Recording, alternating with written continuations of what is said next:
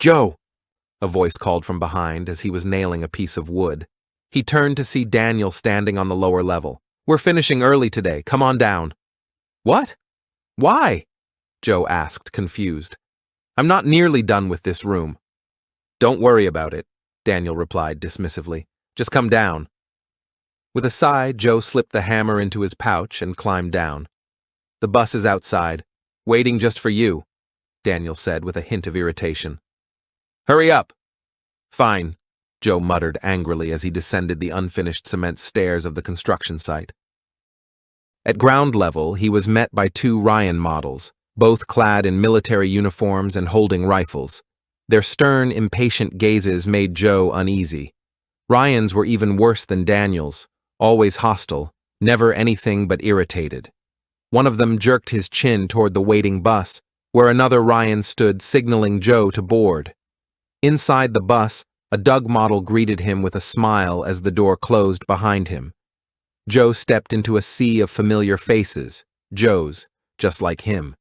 Cheers erupted, drawing a smile from him as he found the last free seat beside another Joe. They immediately dove into an animated conversation about the day's construction work. An hour later, the bus arrived at the habitation residence. Joe winked at a cute Ashley model as he passed the dining room. When's the food going to be ready? He asked, trying to strike up a conversation. 7, she replied coldly, shutting the door in his face. In his shared room, one other Joe was already asleep. It seemed the early workday wasn't just his. After a quick shower, jostling for space among the other Joes, he returned to his bed. Staring at the ceiling, he couldn't shake the odd feeling of being back so early. His hands itched to hold a tool. Eventually, sleep claimed him.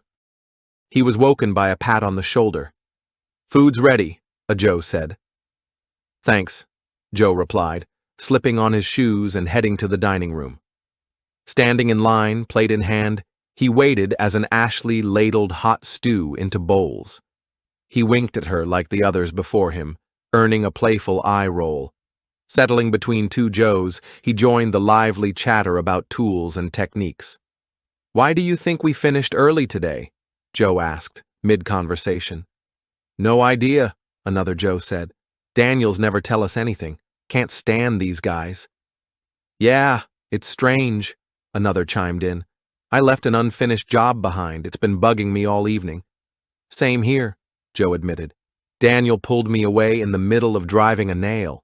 Ridiculous, a Joe agreed. As the stew disappeared, Joe's thoughts wandered. Ever wonder why we build these buildings? Not really. I just wish Daniels weren't such pricks, someone muttered.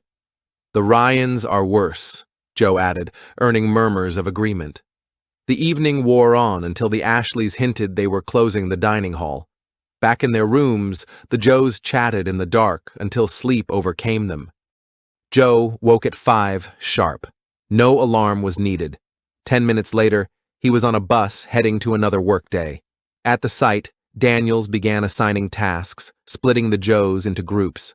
Joe hoped to return to yesterday's floor, though the chance of that happening was slim. You, Daniel said when it was Joe's turn. Wait by the bus. Joe frowned. What do you mean? I need to finish the floor. Special assignment, Daniel replied curtly. What kind of assignment? Don't worry about it, Joe muttered under his breath as he stepped aside. When the rest of the Joes were dispatched, the Daniel finally addressed him.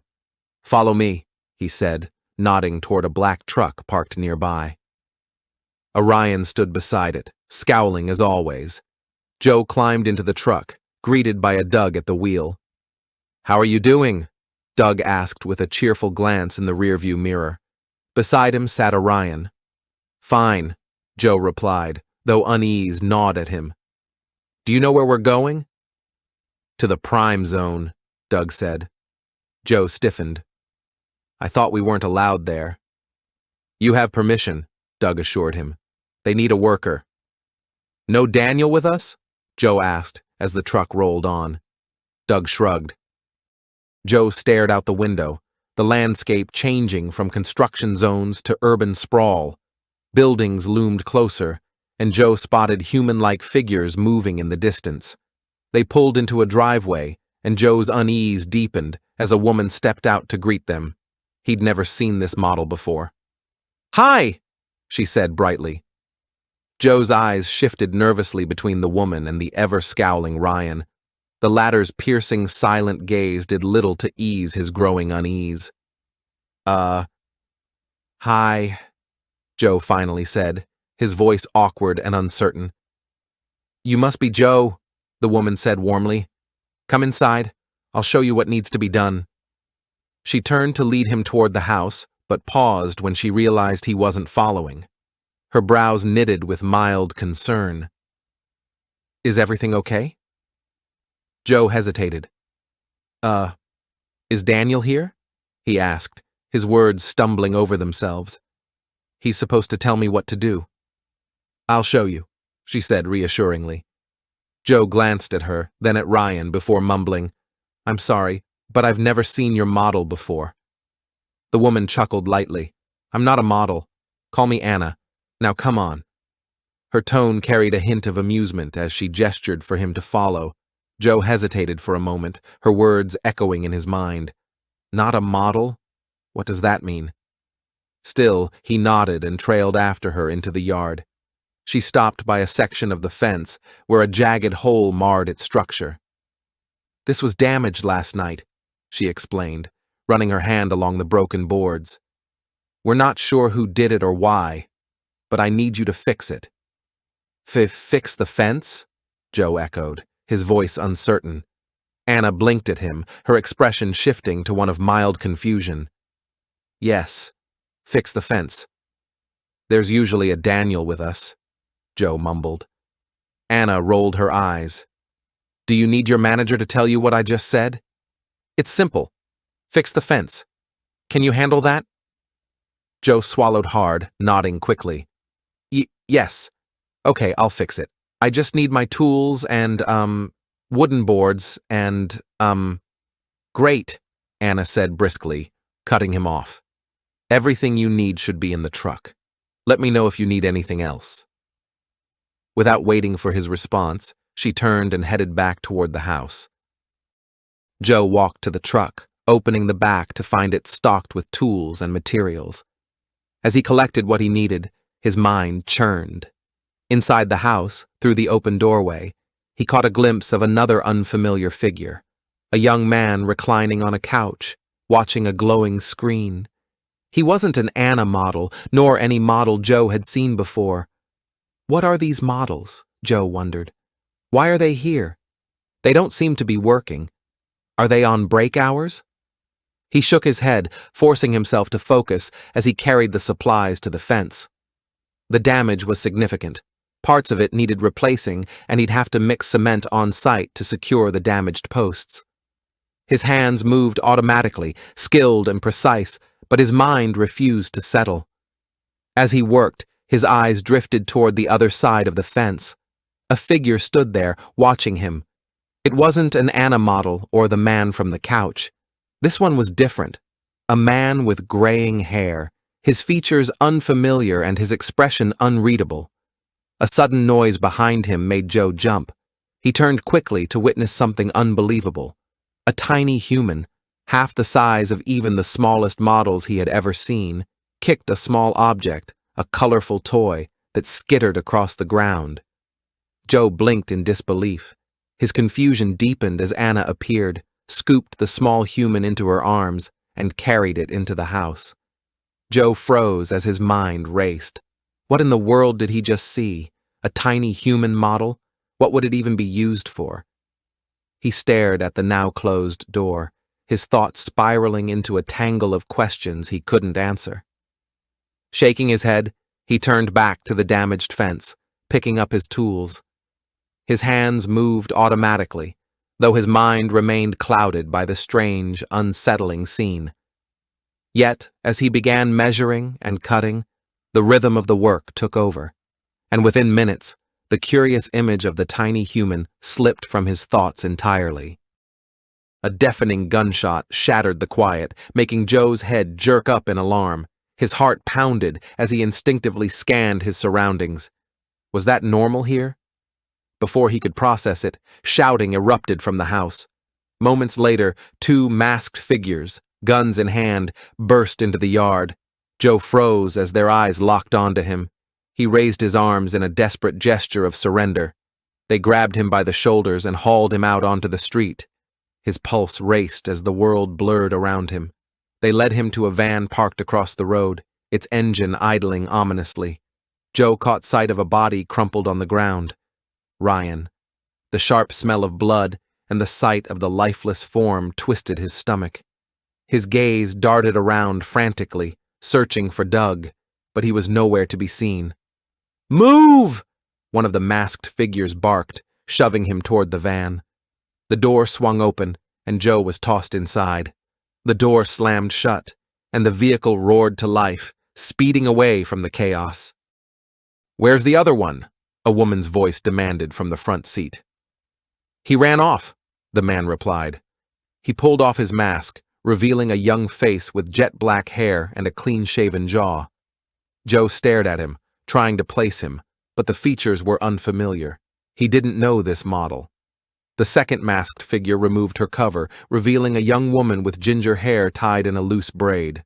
Another unfamiliar model. Her green eyes scanned Joe's face. Seeing the fear etched into his features, she rested a hand lightly on his shoulder. "Hey, take it easy," she said softly, her voice soothing. "We came to save you." "Save me?" Joe stammered, glancing between her and the man. The woman's touch felt reassuring, but the memory of being dragged into the van at gunpoint was fresh in his mind. The man leaned closer, a faint smile playing on his lips. "Yeah, buddy, you're safe now." Safe?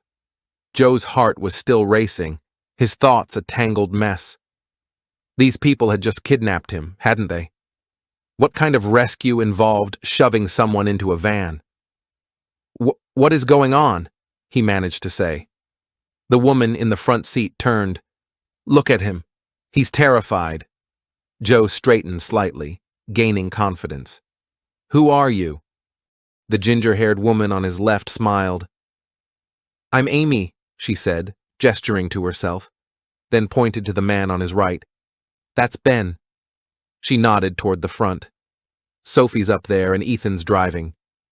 Joe tilted his head. "Ethan? Shouldn't Doug be driving?" They chuckled. "We don't use clones like that. We can drive our own cars." Joe blinked. "I don't understand." Amy leaned in closer, her expression softening. "We're from CETA, the Clones Ethical Treatment Association. We believe clones have human rights and deserve better." "Clones," Joe echoed. The word felt strange, like it didn't quite fit into his understanding of the world. "You don't know?" Amy asked. "Know what?" Ben folded his arms. "Those bastards didn't even tell him." Amy gently placed her hand over Joe's. Her voice dropped, almost to a whisper. "Joe, this might be hard to hear, but you need to know the truth. You're a clone." Joe blinked, his expression frozen in confusion, the weight of her words not quite registering. "You were made in a cloning facility."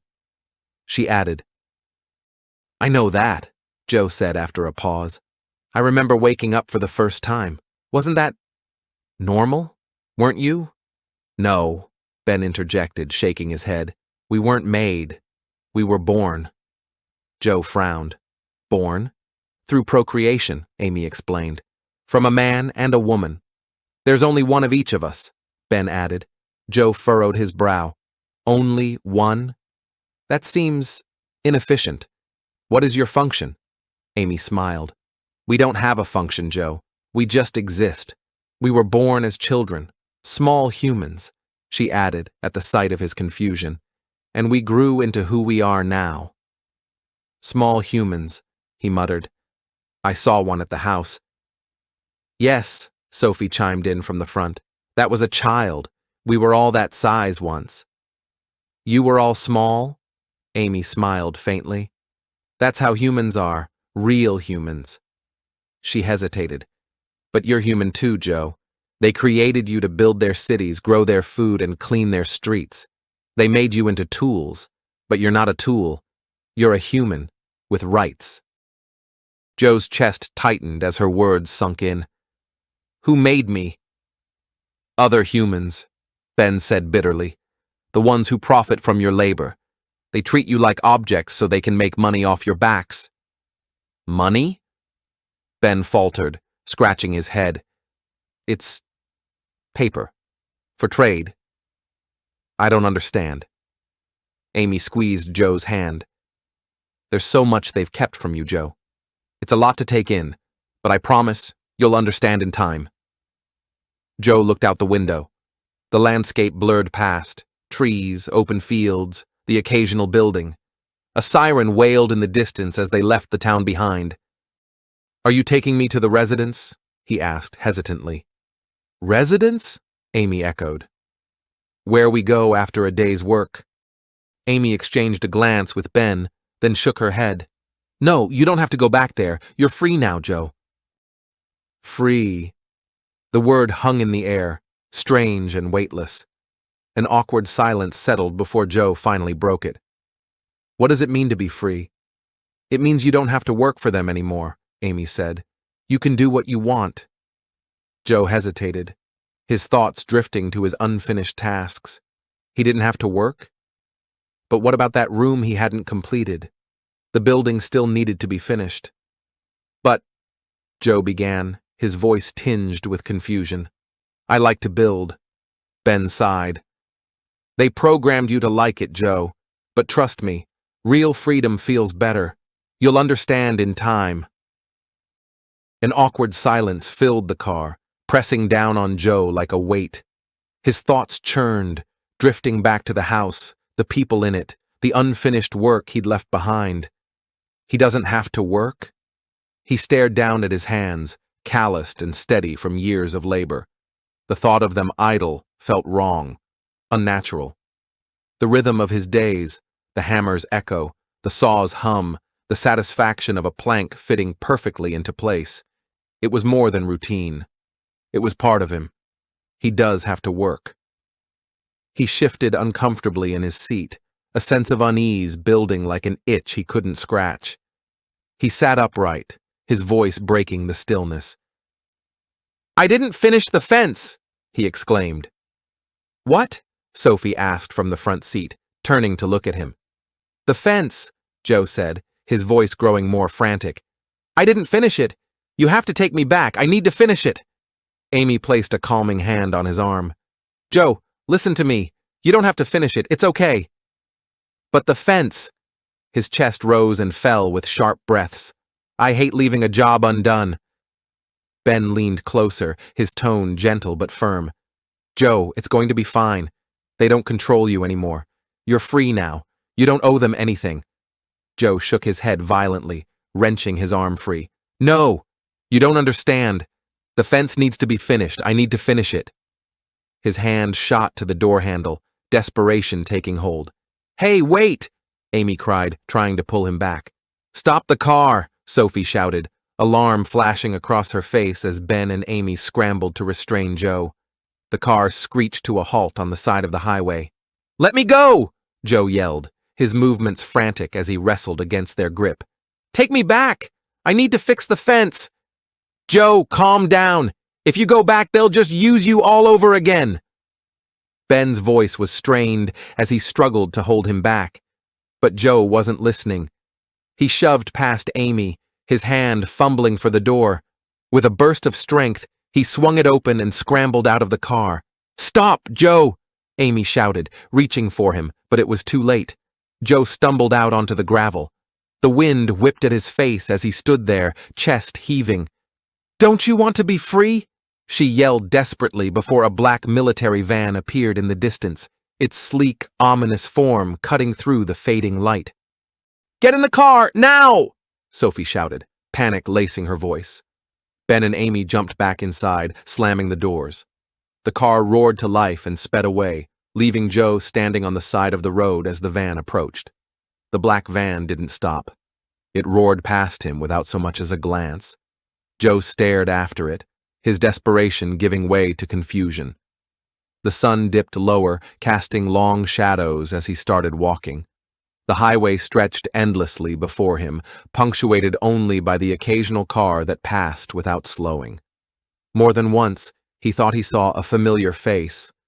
Doug, maybe, but none of them stopped. As the sky turned to amber, the rumble of a black military vehicle behind him broke the quiet. The van slowed, coming to a stop a few feet ahead. Two Ryans stepped out, their faces hard and impatient. "What the hell are you doing out here?" one of them barked. I got lost," Joe stammered. "Get in." Joe obeyed, climbing into the back of the van. The ride was silent, the Ryans exchanging no words with him as they drove. Less than an hour later, they pulled into the residence. After a quick shower and a bland dinner, Joe lay in his bed, staring at the ceiling. His mind replayed the events of the day, the car, the strangers, their words. "Don't you want to be free?" Amy's words reverberated in his mind. Free. The word still felt alien to him. What was freedom anyway? A world where fences were left unfinished, where days stretched aimlessly, without purpose or direction. He thought of the job he'd left behind. The work was waiting, steady and certain. It didn't ask questions. It didn't leave room for doubt. When the alarm blared at 5 sharp, he rose without hesitation. 10 minutes later, he was on the bus, the routine settling over him like a familiar coat. When they arrived at the day's site, Joe stepped off with a smile, his gaze settling on the Daniels as they barked out assignments. He still wasn't sure what freedom is, but he didn't need it. He needed work, the certainty of the next task, the satisfaction of completion. Joe didn't want to choose. He wanted to finish what he'd started. And so, as the Daniels handed out orders and the others groaned, Joe stood tall, ready. The world could keep its freedom. He had work to do.